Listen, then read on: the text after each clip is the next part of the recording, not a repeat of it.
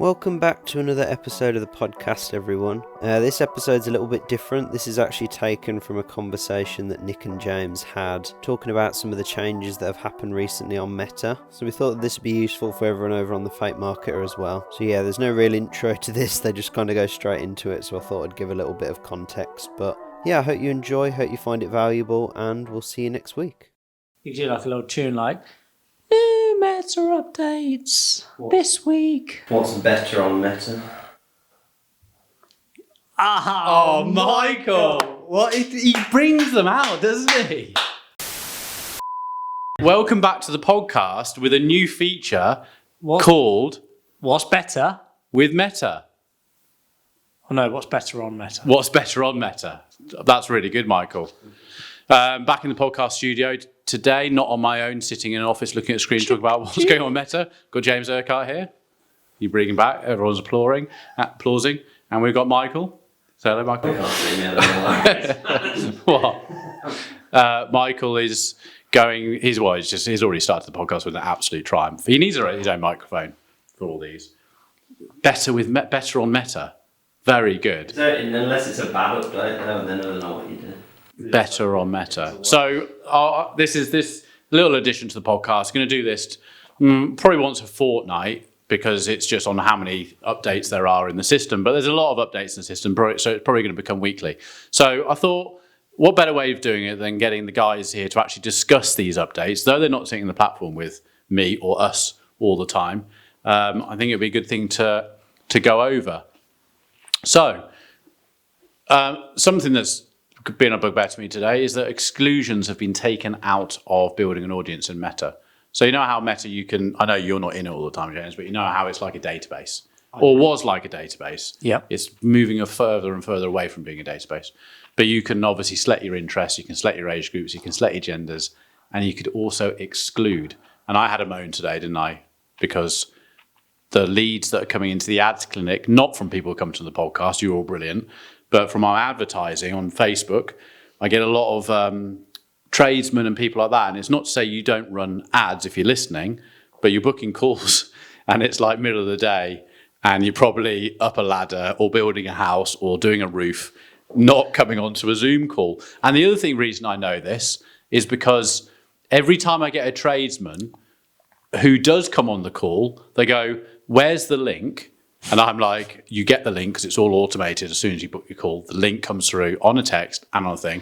They're not adding it to calendar. I then have to share the link on a text message and then they open it on their phone all the time. Whereas other people who are office based automatically have it saved to their calendar because they're on the laptop all the time. So I would want to exclude tradespeople, builders and people like that. I now can't. So that's one of the features. So if you are an ads manager and that is something you're doing, you can't do that. Any thoughts on that, James? I have got a couple of thoughts. So how are you going to overcome that? Yeah, I was going to say they replaced it with something else, or was it just got rid of? It was just got rid of. So you can still use, the only way around it would be maybe to build a custom audience and exclude the custom audience of people. But as I thought about that for my ads today, if I was to look at my CRM and go, these people, do I go into people didn't turn up to a call, no shows? Does that become an audience of exclusions, people who don't show? But there could be there's various reasons why people might not show up. Could you do lookalikes of those audiences? But you've got to have 300 to 500 people to create a lookalike. So unless you've got a decent amount of people coming through, and it's a big system, you're not going to have that. So to be fair, 90% of the time, I won't build an audience base with exclusions in it because we've just got to let Meta find those people. But I've stumbled against it today. So just an idea, could you do put on the landing page when they start filling their details, could you ask what sector they're in? And the second it says tradesperson, could you then kick them out? Possibly, but then I have to bring a form in again. So it's you go from getting a lead easily, getting the wrong leads, to higher intent, not getting as many leads. See what I mean? We used to do higher intent before Christmas. The leads dropped in January. Could have been the ads. Michael, you've created more ads for it. Could have been anything, but then the leads have gone up again. And it's not to say there are some winners in there, but there's also a lot. Like Monday, 4 calls were booked in and only one turned up. The one that turned up was a good one, but you want 4, don't you? So that's one of the things. It's going to happen in people's ads managers as we go along. It's a bit of a pain if you are, well, more of a pain if you are already using it. Rebranding of Advantage Plus Shopping. So Advantage Plus Shopping, if you're an e-commerce store, your ads manager automatically becomes Advantage Plus Shopping when you hit a sales campaign. They're changing that to Advantage Plus Sales, and the reason for it is aims to reduce confusion for advertisers. Are you confused by that? No, but obviously if you're doing lead gen, lead gen, you're not using Advantage Plus anyway, are you? Lead gen goes to having a tailored one. So it'd be interesting to see if Advantage Plus Sales becomes lead gen because it's different. Advantage Plus Shopping is you do that, it can link to your catalogue. No, that's what I'm saying, all the stuff. But yeah, it seems to be, but you wouldn't see Advantage Plus Shopping unless you clicked on sales as an objective, and then it would give you either manual or Advantage Plus Shopping. Now, I always teach all my students to go to manual setup. You love that, don't you? What else do I call them? They're students, aren't they? I'm a doctor. They're nurses and clients. So he clients. Caught me off guard. Sorry. Wasn't expecting the word students. Students. I just saw that little bit. Your little brain was just going, and it was like, really tried as well. Really tried not to move. My mouth. Really tried. I just saw it, students. And as I was saying students, I was like, this could go either way. So, clients, students, well, they're both, aren't they? Yeah, no, it's fine. They're both. Sort your face back out again. Sort your face. So yes, it is. Wasn't confusing. It's probably now more confusing because it's sales. Do you think so? So you're thinking if you're e-commerce and it says Advantage Plus Shopping, I'm struggling to figure out where the confusion is coming from. I don't know why it doesn't need to be changed. It doesn't need to be changed. No, but they think it does because they've said the reason for changing is to stop confusion. Well, sales is, I just think it starts encroaching on a sales lead in the lead gen. So that's why unless they're going to use sales, Advantage Plus Sales for lead gen and the sales, because you use that's either way. This is a great one. Advantage Plus creative enhancements no longer on default. The only way you won't know what this means unless I give you an example. Going back to the guys running the accounts in the agency, when I got shouted at because some text or a headline was coming up above an image, and they go, these are supposed to be off. You remember those sort of things? Yep. That's because Facebook has and still is bringing through, so as you're building an ad, as soon as you import a video or an image, it gives you loads of different options. So music is another one. Text overlay. You've got other ones like image enhancement, make it a bit brighter and stuff like this. Most popular comment will go to, most relevant comment will be the first comment, stuff like this. These have always been, since this got set up, I don't know, in the last 6 to 8 months, on default. So you've had to go in, put your image in or a video in, and annoyingly, you have to switch it off. They're all on default on. You have to switch them off again and then switch them on again to make them off, to make them go off. As soon as you duplicate an ad and you put in another image, it all switches back on again. So the amount of times you have to go backwards and forwards, in my day, go backwards and forwards, switching all these back to off, that's what caused all of our clients to go, and when you're in different ads managers, these default settings are in different places. So now it's actually become a standard. Meta has basically said they are now no longer default. They're all going to be switched to off unless you choose to have them, which is actually really, really good news. That is better. That is actually better. Meta is better. On that one. A/B testing is going, James. I read an article about this over the weekend. You? Yeah, I can't remember who it was I put on LinkedIn, so proceed. I know. Never use it. So I think that anyone so when you do an A/B test on Meta within the platform, you can test. It's quite easy to set up. It'll ask you, do you want to test the URLs? Do you want to test the image? Do you want to test whatever? But you can only do 2 things. Whereas most of the time when people are testing in Meta, you want to test 5 images. Like when we are asking you to do some videos or something, it's like 3 videos. You want to test 3 videos.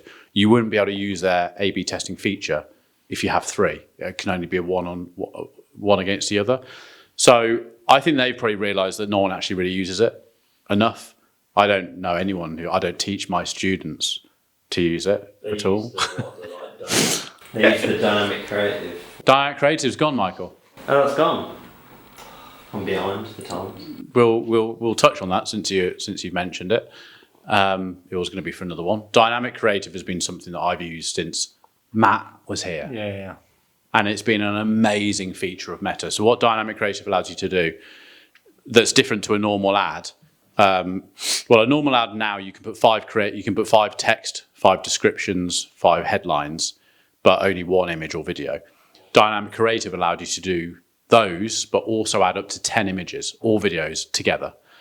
And the system would basically you put some budget behind it. I'd always advise if you're going to have if you're going to only have like 20 quid a day or 30 quid a day, just have 3 images, 2 headlines. But a lot of people in the industry call it like the 3x2 method, which is 3 images or videos, 2 headlines, 2 primary text.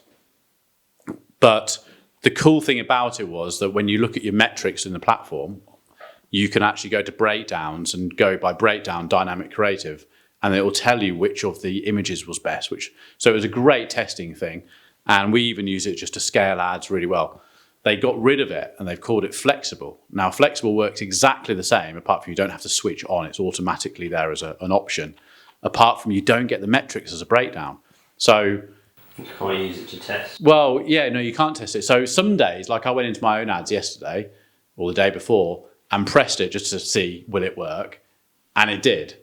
And then it freezes up and crashes your ads manager. You have to reset it and start again. Then I went on an account on a call yesterday and I said, let's try it. So I think it's one of those where they're either flexible will come with that quality. I don't know why they wouldn't get rid of allowing you to see which one worked best. Do you know what I mean?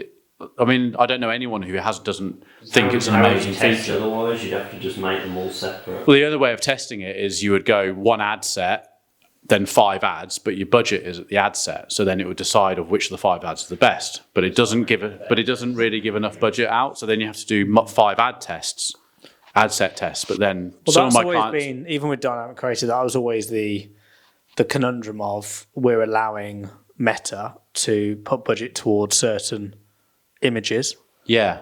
But how do we know that image hasn't resonated with an audience because it hasn't been shown that? And that was always the. So you remember that from even people?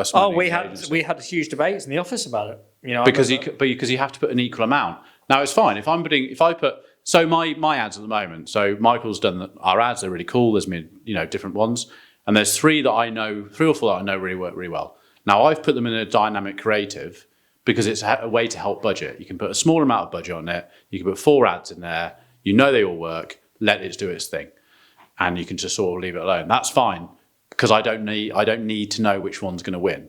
But if you are testing, you just can't test like that. And if you do the ad that you've just described as everyone moaned about it, it'll just find a winner, and that's great if it's like, well, I only needed to find a winner. But if you want to know equally which one, and a client said the other day, okay, so I get why you're building it now with 1 ad set, 1 creative, 1 ad set, 1 creative. But he said, now I have to put $20 on each ad set. And I was only wanting to spend $20 a day. And I'm like, well, you're not going to find out which one works. You can't test at that. Yeah. So I would like to think, I would be really disappointed if Meta got away with dynamic creative as a whole. I don't mind the flexible. I haven't got a problem with it, apart from we lose our testing facility. Yeah. And that's the thing that's really annoying. And then finally, AI-generated ads will have a transparency label. A bit like TikTok, where it's like, this is AI-generated. Yeah, but it's going to be the system that picks it up. So at the moment, they haven't said whether it will be. Meta will add labels to ads that are generated or assisted by AI. So is that copy? This is what we don't know yet. Okay. I think that was just visual. I don't think copy is going to be the problem. Everyone's using AI to help with their copy, and because we do it, you can see it a mile off, and we could go, "Oh, it doesn't look very good," but that's just because I think we know it. I don't think the copy is the problem. I think it's the imagery or the videos, what's fake and what's real. Yeah, where it's like Martin Lewis promoting something that's got nothing to do with. I think that's going to be the cause. Have you seen some of these artists on Instagram or TikTok that do amazing AI stuff. Yeah. There was one the other day, I don't know if you've seen it, which is the polar bear. And there's a polar bear, he sort of specializes in polar bears, but this one had like a bug, like a dinosaur centipede, which is on his back. And I looked at it and went, well, unless they've made some discovery in the Antarctic of some weird, massive 2 meter long centipedes, that's fake. It's unbelievable. Yeah, it's very, very good. But that's good from a meta perspective, and I think there's a real need for that. Yeah. Because there's a lot of, obviously, we're seeing the meteoric rise of AI, especially when it comes to creative, and it's only going to get like places like Midjourney, it's only going to get better and better and better. It's getting better by the day, not the week or year. It's getting better by the day. So I think having that on there is a positive, because if you are being served a sponsored ad and it's telling you that this certain product is really good and it's UGC, but that user is an AI bot, I think that's something that needs to be quite transparent with. Well, MedMatrix, he uses some UGC AI. So we've figured out that you don't know it's AI if you're just doing a small, say, bottom left-hand side or right is the AI. And then we put subtitles, but as you'll know, Mike, when you're doing the videos, we put the subtitles actually quite near the face so that you're not concentrating on the lips and the movement of the eyes, because that usually what gives it away. It's usually the same characteristics are repeated. Mm-hmm. So we stick in the bottom corner, and then we've got another video in the background which is doing other stuff. And he put one out the other day. He sent me 2 weeks ago or a week ago. He sent me one saying, I've got some new ads. Sent them on WhatsApp for me to download. And I wrote back, I was like, is that AI or is that one of the girls that's in the clinic? And he was like, you can't tell. And I was like, fair play. I had to question whether it was one of his girls in the clinic. It's getting scarily good. So that's good. So that's good feature from Meta. Yeah. That's better on Meta. That's better on Meta. And that's it for Better on Meta this week. Thank you for joining Michael and James. I thought it was a good little conversation for our first little episode. Yeah, it's good. Thank you.